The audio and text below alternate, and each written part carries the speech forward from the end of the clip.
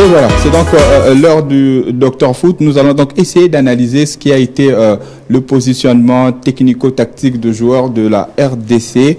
On le voit tout de suite dans ce premier but que le Léopard avait encaissé. Quand on regarde cette action, mes chers analystes, on ne constate vraiment pas qu'il y a deux erreurs.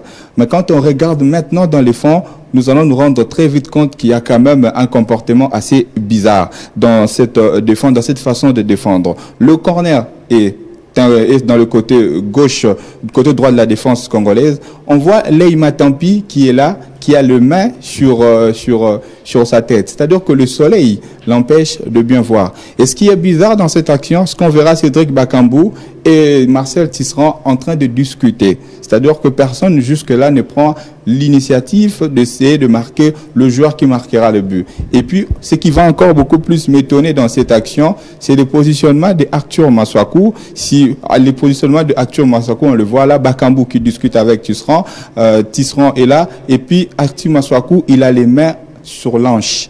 Pendant qu'il y a un corner, il a les mains dans les hanches. Et puis, le joueur ougandais commence déjà à faire l'appel. Massakou a toujours ses mains sur ses hanches, sur l'hanche, ce qui est quand même assez incroyable pendant qu'il y a un corner. Leïma Tampi, qui avait les yeux frappés par le soleil, ne voyait pas, n'a pas vu le départ du ballon. Les deux joueurs qui discutaient sont surpris. Au finish, il y a un but. Comme disait Nico Kassanda ici, on a vraiment pu remarquer qu'il y a un problème communicationnel, ce qui va se justifier par des joueurs qui vont se montrer du doigt. C'est toi qui devais marquer un tel. L'action, on va continuer. On le voit très bien au ralenti. Matampi est surpris. Cette action, c'est une attaque placée. C'est un long dégagement du gardien Denis Onyango.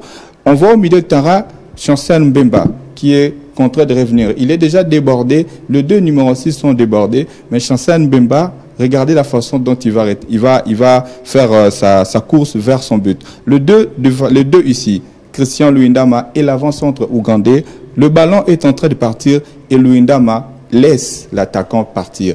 Il jette un coup d'œil derrière lui pour regarder cet attaquant-là, en oubliant qu'il y avait un attaquant qui est passé déjà devant lui. Ensuite, Okui est très intelligent. En ce moment-là de l'action, Chancel Mbemba est très loin. On le voit, il a du mal à revenir. Okui va centrer et tous les 4 défenseurs congolais ont les yeux fixés sur le porteur du ballon. Ils ne regardent pas ici l'avant-centre ougandais qui est tout seul. Ensuite, Okui trouve l'espace vide. Il réussit à ajuster un bon centre. Luindama se retourne et le surprit. Et là, il a le courage de dire Issama, c'est toi qui devais le prendre. L'action qui va suivre est significative parce que le Congolais a eu beaucoup du mal à sortir par leur pressing. Là, les Ougandais sont à 16 mètres du but. On voit 3 joueurs de la RDC, mais qui ont du mal à sortir comme il se doit. Mbemba même, on voit, il est en train de marcher. Cette action, c'est parmi les rares occasions que le Congolais se sont produites dans la surface de réparation ougandaise. On voit Cédric Bakambu qui est tout seul. Et là, au lieu qu'on lui propose des solutions, Bakambu, Bolasie et Paul-José Pokou sont statiques. Si Bolasie passe derrière lui, ça aurait été intéressant pour Bakambu qui pouvait jouer derrière avec une talonnade. Ou si Pokou était plus lucide, Bakambu pouvait faire une petite louche. Il n'y a pas eu ces deux solutions-là. Ces deux solutions-là, et Bakambu était obligé de faire naître une action que Denis Onyango va jeter en corner. Et la RDC sera menée comme ça en première période. Le deuxième but congolais que la RDC encaisse, suivez bien l'action. Les joueurs sont en train de se positionner. Et puis là, on va voir Paul-José Pokou qui va dire à Christian Luindama, tu dois marquer ce joueur-là. Il lui montre du doigt. Et pendant cette action, c'est du marquage individuel, homme par homme. Chacun a son défenseur. Mais quand vous regardez les deux là, Chancel Mbemba et Christian Luindama, ils n'ont personne à marquer. Et ce qui m'étonne encore, il y a un mur. Mais pourquoi Meshak, il est là? Que fait-il?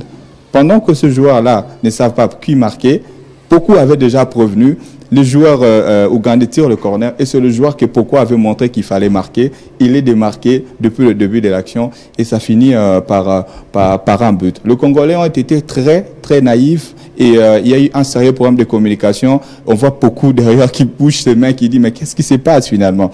Et puis la dernière occasion du match, contre-attaque, regardez le retour de Merveille Bopé. Nous sommes à la 75e minute de jeu. Il reste encore 15 minutes de jeu, mais Bopé a du mal du mal, un mal fou à faire un retour. Et pourtant, c'est lui l'unique numéro 6. Christian Luyindam a épris parce que l'avant-centre fait un appel sur le côté qui l'écarte et qui ouvre toute cette zone-là. Et ensuite, l'action va se poursuivre. Et regardez Merveille Bopé.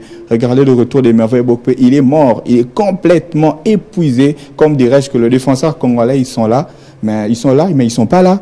Et si Okui avait la lucidité de passer le ballon à ce joueur qui venait, il y aurait eu peut-être un but. Alors c'est un peu ça, mais c'est ce que l'on a remarqué durant la rencontre RDC-Ouganda. C'était donc la rubrique Dr Foot.